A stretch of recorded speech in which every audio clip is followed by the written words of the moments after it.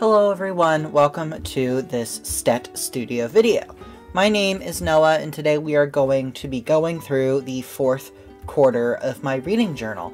This is actually my 2023 reading journal, not my 2024 one, which is actually my bullet journal, which I can link to all the setup videos for that are available so far. You can check them out if you want. This is what I used during 2023, and I really enjoyed it. And I did a lot of reading, so I decided that the best idea was to share this quarterly, and I did my best to do that.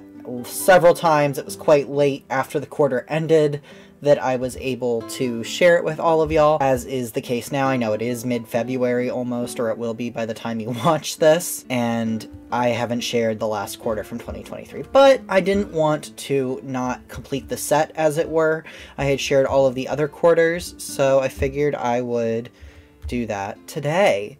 So basically, this is a very basic bullet journal from Barnes & Noble. I will include the information if I can find it down below. I put an index at the front, which you can see here. I actually am missing the last couple books. I'll have to add that in, but you can see I included the page that it was on and the name of the book, as well as who wrote it.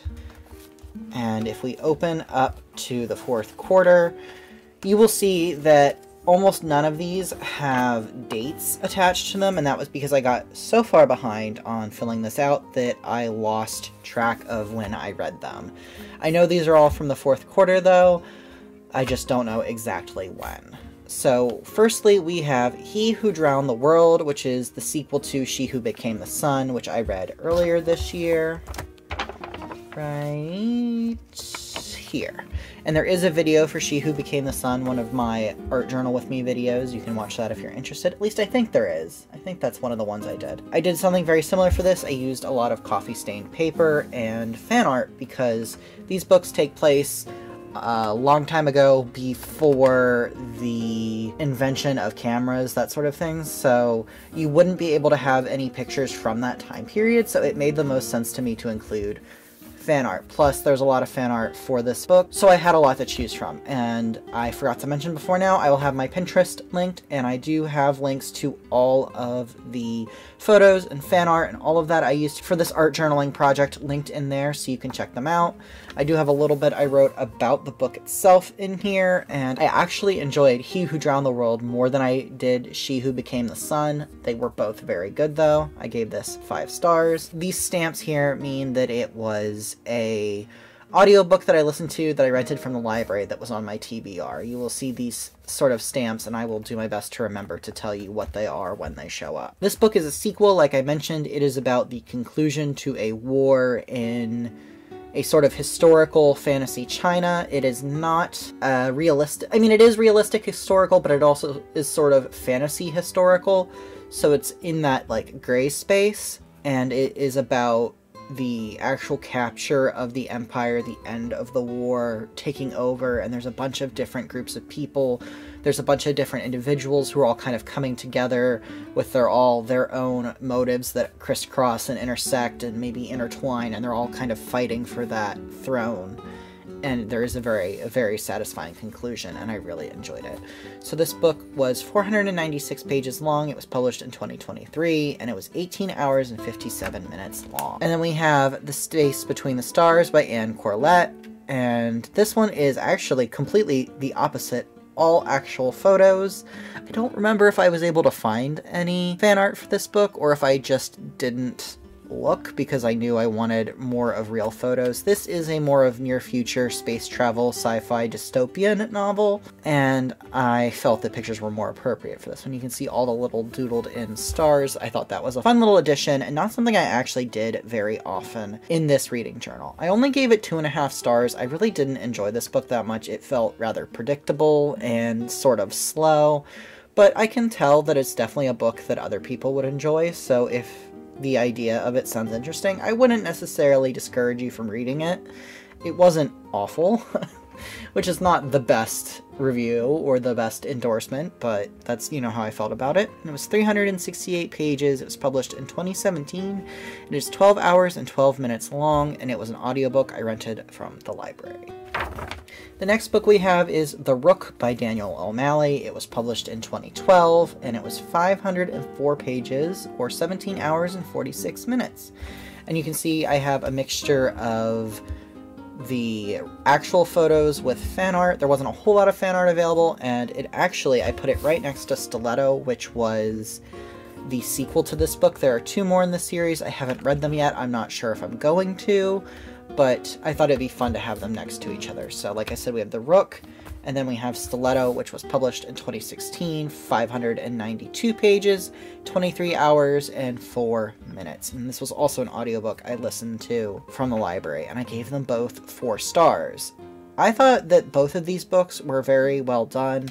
I did think this one was slightly more tightly written, if that makes sense. Everything kind of came together in a way that was a little more satisfying. This one left us with a little more cliffhanger in terms of one of the plot lines, but I do still think it was a good book, and I enjoyed both of them.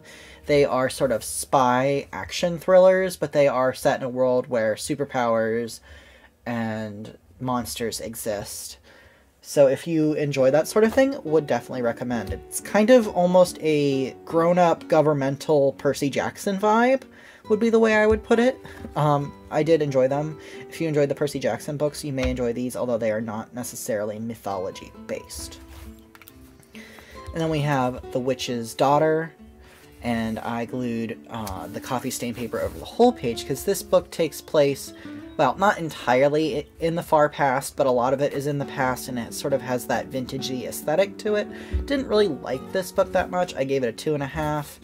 It was written by Paula Braxton, and it was 432 pages, published in 2012, 13 hours and 22 minutes, and it's, like I said, all photos. I did both enjoy and struggle coming up with photos because this book has a number of different timelines in it, so there are different options, different things, and all of that. But I do feel like I did a pretty good job decorating, but I didn't have a whole lot to say about it other than I just didn't really enjoy it that much. There is a sequel to this book. I don't think I'll be reading it. It just didn't really feel like it was worth my time.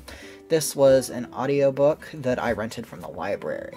And then we have The Cooking of Scandinavia by Dale Brown and Richard Meek. I believe Richard Meek was the photographer. And this was not a book I was planning on putting in here because I bought it under the impression that it was primarily a cookbook, but it honestly had a lot to do with the culture and the history of Scandinavia. It's 206 pages long, and it was published in 1974. And it definitely is dated. You can definitely tell it was written in the 70s, but I still really enjoyed it. It was sort of kitschy. It was dated, but in a fun way, and I learned a lot about Scandinavia and the food in the book. And I gave it 5 out of 5 stars. It was it was a physical book that I rented from the I rented it from the library. I did not rent it from the library. I purchased it. And it was on my TBR because I had it for about 3 years before I read it. And like I said here, it doesn't include most of the recipes in this actual book. When it was originally published, it would have come with a sort of spiral-bound pamphlet. Think of like a small, like, notebook size, like maybe something about this size spiral-bound. And it didn't come with that when I bought it secondhand, but I did manage to find the recipe booklet itself on eBay for $2. And then we have My Sister's Keeper, which is by Jodi Picoult. It is a 423-page book. It was published in 2004, and it's 13 hours and 41 minutes if you listen to it on audiobook, which is what I did, and I rented it from the library. I chose to read this book after I saw an Instagram video reviewing it in terms of disability representation, and I thought it was alright. I read a lot of Jodi Picoult's books when I was a teenager. You can see I talk about that here, but it was really interesting to revisit her work now. You know, I'm 28 years old. It's been a little while since I was a teenager. It's been even longer since I read Jodi Picoult's books because I read them in when I was 14, 15. So, 13 years ago, 14 years ago. And I could actually really see a lot of ways that my own writing has been influenced by her work without realizing it or without it being intentional. I would see her write something on the page and be like, oh, I do that. I thought the book was alright. I really didn't, wasn't like, oh my gosh, I need to go back and continue reading Jodi Picoult's works. I felt like the twist at the end kind of undid everything that was kind of the point of the whole book all the way to the end, but That is how her books are. They all do kind of have a twist at the end. This one is about a young girl who was a designer baby, and the whole point was that she could provide umbilical cord blood and stem cells and the like for her sister who has leukemia. And so there's a lot of talk about medical procedures. There's talk about, you know, someone's body being their own and stuff like that. So it's an interesting concept. And if you're interested in that sort of like philosophical discussion, you may want to read this book. I thought it was all right. And then the next one was The Bone Orchard by Sarah A. Muller. It was 432 pages. It was published in 2022, and it was 14 hours and 7 minutes. I gave this book a 1.5 star, which I think might be my lowest rating for any book this year. I'm not 100% sure, but I think it is. It was an audiobook that I rented from the library. The book itself was not awful. I just really didn't enjoy the idea that it was the ruling class and the rich that solved all of the problems. Like, they did kind of talk about how the poor were rioting and rebelling because they didn't have any real resources, they were starving and all of that sort of stuff, but they was like, oh, well, the rich people will fix that, you know, we just need to elect a better ruler, which is really antithetical to how I feel as a person, so I just didn't really enjoy that. I think the author, I don't want to say has a lot of potential, that feels really patronizing, but I feel like the author probably writes a very good book, and if I could maybe find one that aligned a little more with my worldview, with my personal beliefs. I don't need books to exactly mirror how I feel in real life, but I need to be able to relate to it in some way, and this I just didn't really relate to. So that was one of the biggest downfalls for me. I did feel like she did a very good job portraying trauma and disassociation and PTSD and all of that. I felt like she did a very good job with that. There was too much with this that made me go, to really enjoy it. And then we have Bindle Punk Bruja by Desideria Mesa, and it was again, I stamped that it was an audiobook. It was not an audiobook, and I did not rent it from the library. I don't know what's going on with these stamps. I'll have to go back and fix that. This was a book I actually owned, and I got it from not Borders, oh my gosh, Borders hasn't been around for years, from Barnes & Noble, and I did enjoy it. I thought it was a good book. I gave it a 2.5 out of 5, which sounds kind of harsh, but if you think about it, that's a 50%, which is halfway. Like I said, I thought it was a pretty good book. There was a bit of an issue for me with the idea of the main character feeling like she has to be alone and self-reliant for everything, and that's kind of her whole growth point throughout the story, is that she learns to trust other people. But then at the very end there was kind of a deus ex machina where she had absolutely no agency. She was just saved by another character. So that felt weird, and it also felt like the character herself had no agency.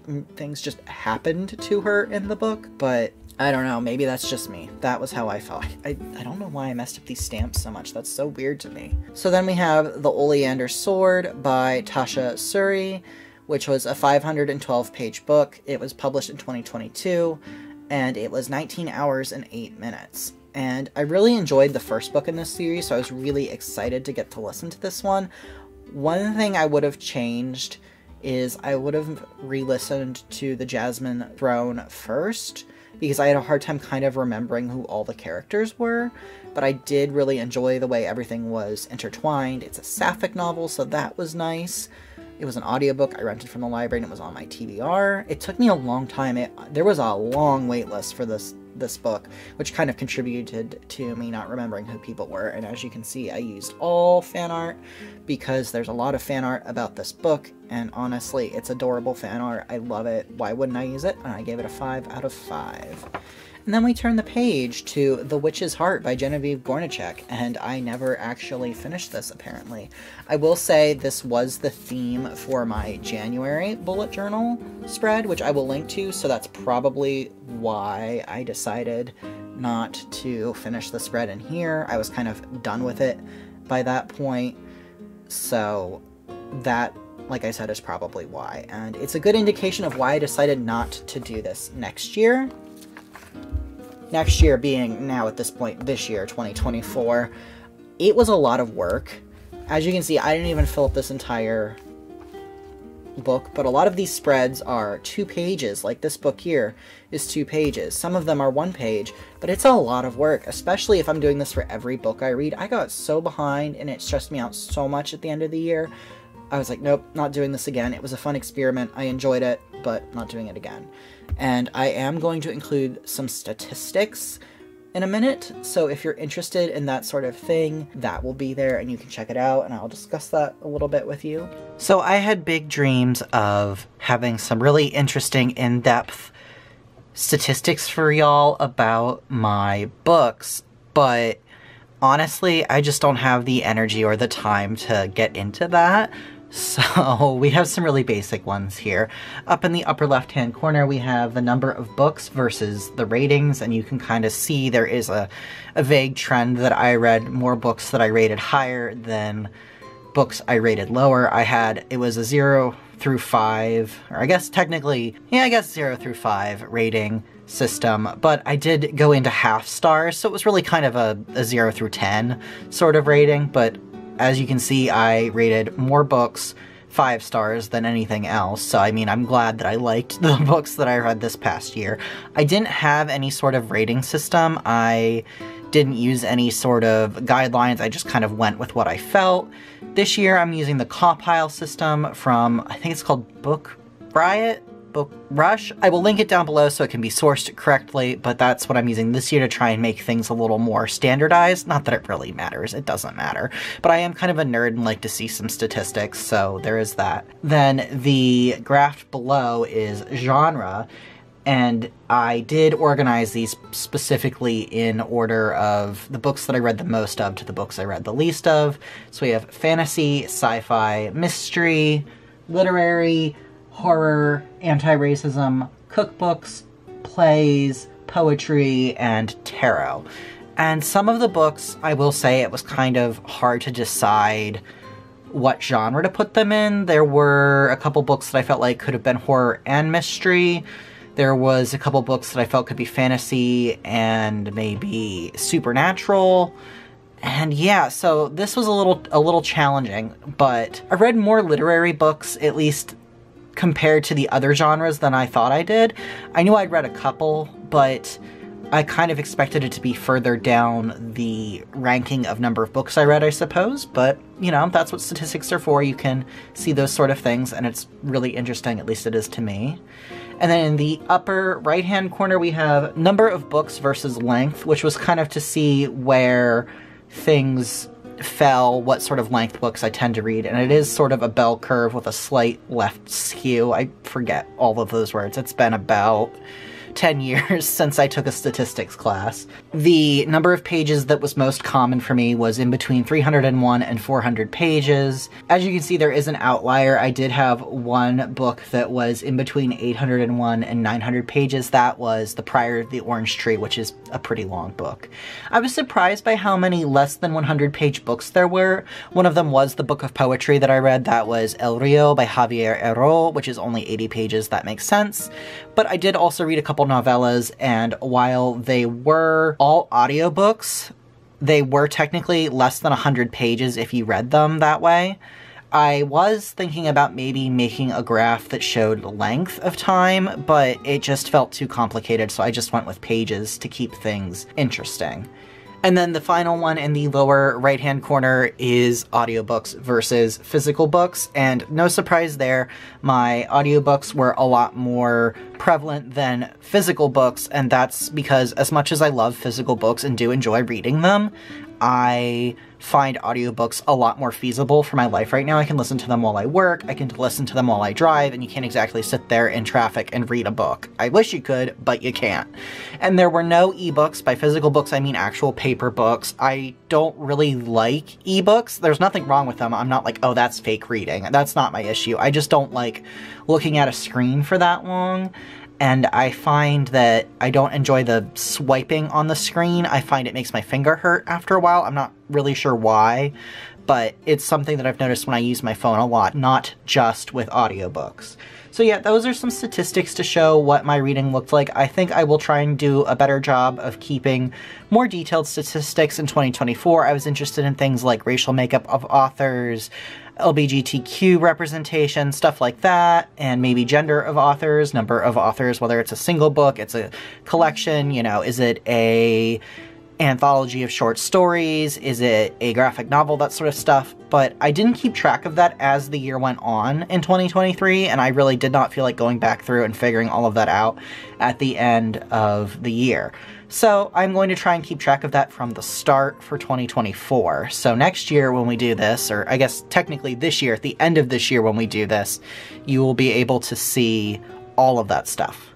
So yeah, that is it for the statistics. They're pretty basic, but I think it does give you a little bit of a good idea how my reading year went, and you can see that I read 58 books this year. There is nothing here that says 58 books, but if you look at the audio versus physical, you can see there was 12 physical books and 46 audiobooks.